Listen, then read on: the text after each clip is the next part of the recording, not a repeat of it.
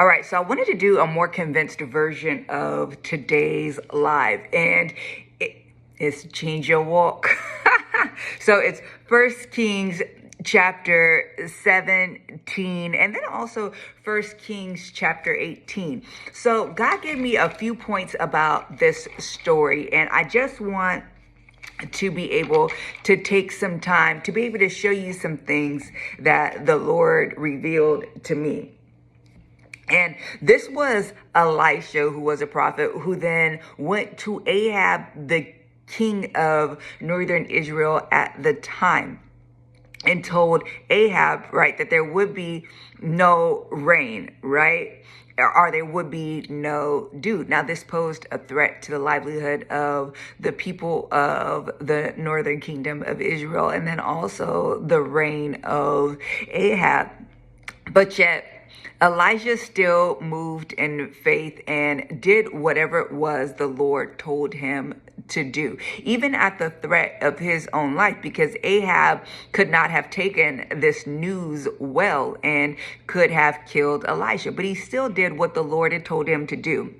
So then God tells Elijah to go ahead and hide over at a brook in which he was going to be fed by ravens, in which he was going to drink from the brook. So in this time, he was fed by the ravens. Now the Lord told Elijah, when the brook had dried up, to go ahead and see a widow, and that he directed this widow to go ahead and feed him. So Elisha had to move from the place that was at and go see the widow to be fed. When he saw this widow, the widow seemed like she was unaware, and she was like, no. See, I only have enough food, just a handful of flour and a little bit of oil to make something for me and my son, and then we're gonna die. And then after that, of course, Elijah, he tells her, he's like, make mine first, and then go ahead and make yours and your sons, and it won't run out during this time period until God sends the rain on the land. So there was food every day for Elijah and for the woman and for her family. So then it goes on to end on this point where the son is so ill that he dies. And the woman goes to Elijah, and Elijah takes the son right away and cries out to the Lord, and the son comes back to life. So all of these different things that the Lord showed me in this, and I'm going to try to run through them as quickly as possible so I can get through them all. But go ahead and read chapter 17 and 18. It'll change your walk. So listen, first of all, she had to put him first.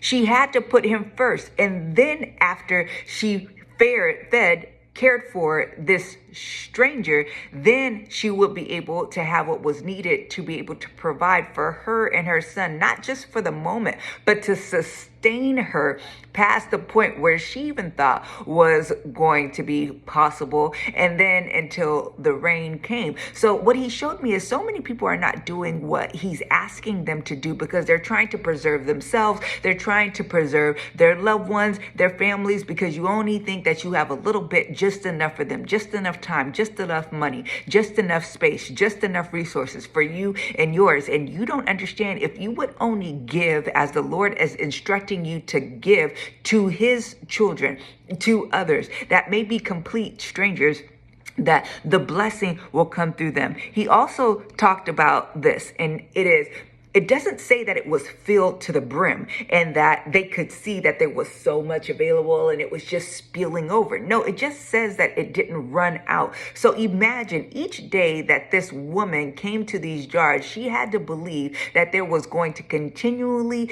be enough for them to be able to eat that day. She had to rely on faith to be able to keep using it. As she used, it just never ran out. So I want to tell you, no matter what it is that you believe that you have what you need for today. And if you have what you need to be able to do what God is calling you to do, not even if you think you don't, you do. If you do it, you will understand that you won't run out. It's God's will. As you're using, he will continue to provide provide to where you will surprisingly have all that you need to do what it is that he's calling you to do. Yeah, the inexhaustible source is in you. Tap into the source. He got you.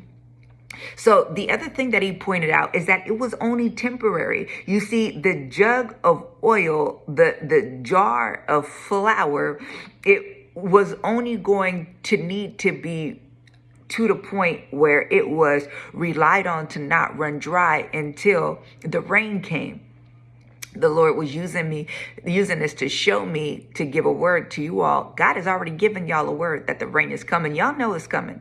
It's coming. He don't gave you a promise. He don't showed you some things. It's coming right now. This is only temporary. What he's doing right now with you, it's doing a work. I'm telling you, this faith that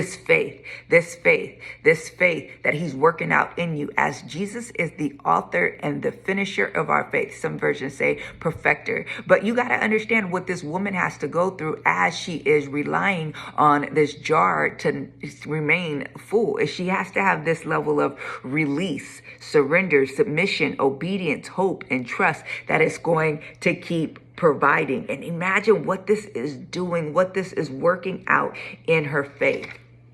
Next thing, when she brings her son to Elijah don't have no conversation. He's like, give me your son. Give me your son. The boy is dead. Give me your son. He goes straight up to the Lord and he starts crying out to the Lord, right? He refuses to accept his situation. But what does he do? In faith, he prays out. He prays to the Lord. He cries out to the Lord. Another thing he showed me in this, that the Lord tells Elijah that he directed the woman to feed him. But why, when Elijah showed up, the woman acted like she didn't know what was going on? All we understand is that she has this encounter where she's unaware and then she moves to obedience. We don't understand how that happens, but we know it happened by the Lord's direction. I love that it leaves it a mystery, because we know the reason why she was obedient was not because Elijah asked, but it was because the Lord's direction. What the Lord was showing me in this was a lot of things, right? It may not necessarily be what you think it should be when you're stepping out on faith and doing things for the Lord. People may not receive you well. There may be issues that come up. People may be seeming like, I just got enough for me and my business. I don't got enough for you. No matter what it looks like, you have to understand that if God's directed that thing to happen, it will end as God intends it to end, the way that he said it would end for you. So don't let the way how things seemingly appear stop you from doing what it is that God is asking you to do. So when we look at this chapter, really, we could see the emphasis on faith. We could see that even Elijah telling Ahab there'll be no dew, there'll be no rain, he had to believe that that was going to be the case and still honor God in what he told him to do. That the ravens would feed him, that the woman would bring him food, that the son would come back, that the woman, that it would not run out even for her and her family, for her to continue moving in that. We could see what it did for her faith. We could see that he was just moving by faith. God kept Elijah on the move in this chapter by faith. When we see there's keys in this: faith, obedience to instruction, and this prayer. Those are the keys to your spiritual walk in this time. Now, we know that there is no formula to move the hand of God. God is not a system that you figure out. But we do know there are some things that work against the hand of God, and that's your unbelief, your disobedience, your lack of a prayer life. So the prayer of the righteous is powerful and it is effective. So make sure you're relying on that. When we go into a little later, we see in chapter 18 how now, after all of this faith stuff has been happening, Elijah now is going to challenge 450 prophets. He's going to slaughter them all. He's going to do some big faith things, and his faith has already been built up to do such. So those chapters, both, there's still so much more that the Lord was revealing to me. Watch the live if you want to see it all, but I'm telling you, use the little bit that you have to do what God is telling you to do, and just trust and believe it won't run out, because you are moving in the will of God. Talk soon.